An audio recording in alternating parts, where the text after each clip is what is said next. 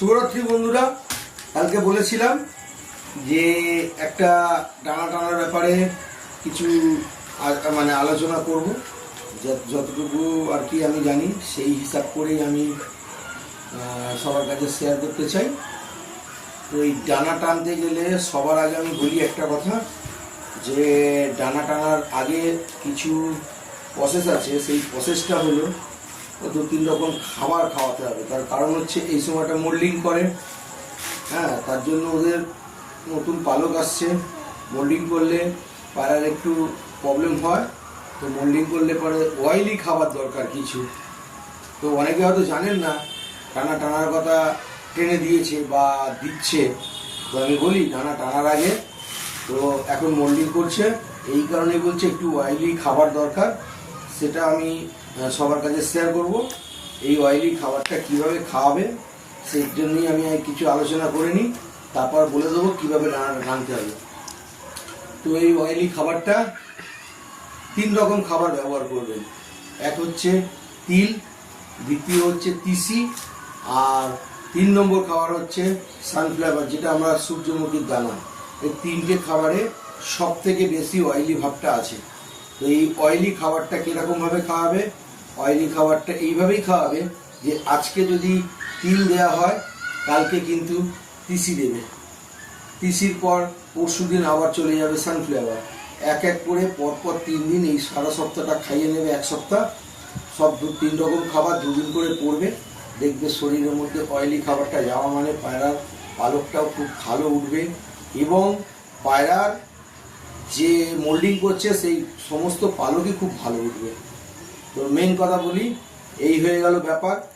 1 সপ্তাহ আগে থেকে একটু অয়েলি খাবার খাওয়াবেন, আর ডানা টানার পর তখনও এই অয়েলি খাবারটা চলবে।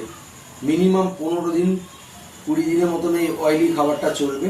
তারপর আপনি বন্ধ করে দিতে পারেন। তারপর যে যেরকম খাবার দিচ্ছেন সেরকম খাবার দেবেন, বা আমি আমার পরের ভিডিওতে আমি বলে দেবো কী কী খাবার ব্যবহার করলে আপনাদের পায়রা সুস্থ থাকবে, ডানা পরিষ্কার থাকবে, ডানা পরিষ্কারভাবে উঠবে, আর কোনো পালক বেঁকে উঠবে না, কোনো পালক খারাপও হবে না, আর কোনো পর যে জাম হয়ে যাবে সেটাও হবে না। তো ডানা কীভাবে টানবে? ক্যালপল ট্যাবলেট, এই ক্যালপল সিরাপ, বাচ্চাদের ক্যালপল 250 একটা পাওয়া যায়। তো এই ক্যালপল সিরাপ নেবেন, আর পিটকিরির জল বানিয়ে রাখবেন। ডানাটা টানবেন বিকালবেলা খাবার পর, ঠিক আছে? খাবার পর টানাটার কারণ হচ্ছে কি, ওদের যখন ডানাটা টানা হয় তখন ওদের দুটো ডানা খুব ব্যথা হয়, লেজ ব্যথা হয়, এগুলো খুব ব্যথা হয়। সকালের দিকে টানলে সারাদিন পায়রা ঝিম মেরে বসে থাকবে, খাবে না। এই কারণেই বলছি অল্প করে পিটকিরির জল বানিয়ে রাখবেন। বানিয়ে রাখার পর পালক যতগুলো ডানার, নতুন ডানা বাদ দিয়ে পুরনো ডানা যা আছে, বগল এবং লেজ সব একদিনে টেনে দেবেন। দিয়ে যেই সমস্ত জায়গায় ডানাগুলো টানা হবে ওই পিটকিরির জলে চুবাবেন, আর 4 ফোঁটা করে ক্যালকুলেশন করে রাখবেন। সেইটা হচ্ছে ক্যালপল, যে ওষুধটা বললাম, এটা একটা জ্বরের ওষুধ বাচ্চাদের। ওই ক্যালপল সিরাপ প্রতিটা পায়রা 4 ফোঁটা করে হিসাব করে রেখে দেবেন।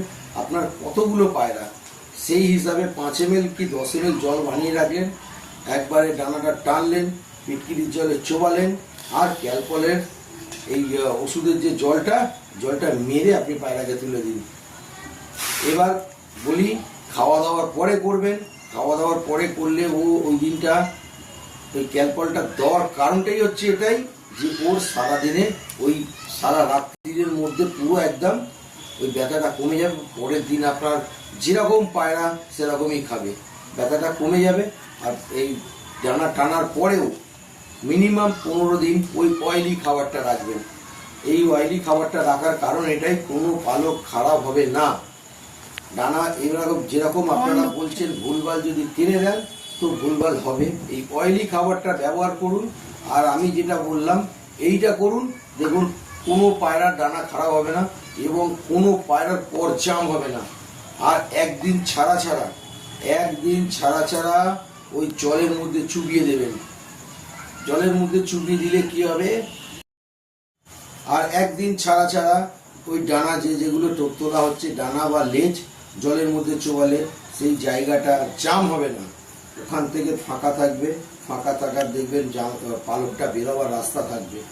এটা আপনাকে বললাম, আপনাদের বললাম, সবাইকে বলছি, প্রত্যেককে বলছি, এটা যদি করতে পারেন তো আপনাদের 100% শিওর কোনো পায়রার পালক জাম হবে না, কোনো পায়রার পালক মানে বাঁকা টেরা উঠবেও না।